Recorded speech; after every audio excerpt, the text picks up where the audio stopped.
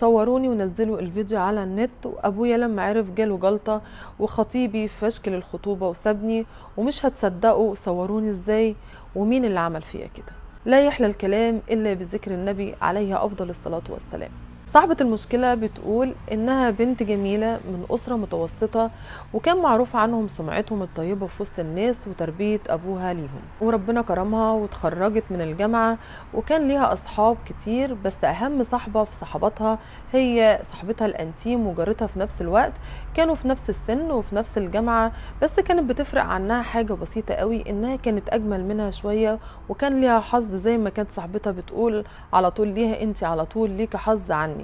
يخرجوا مع بعض، كانوا يجوا يشتروا هدوم ولا حاجة، كانت الهدوم صاحبتها ما تلاقيش مقاسها ولا حاجة بتليق عليها، وهي كانت الحاجة بتليق عليها على طول وبتشتري الحاجة اللي هي عايزاها، فكانت دايما بتقول لها الكلام ده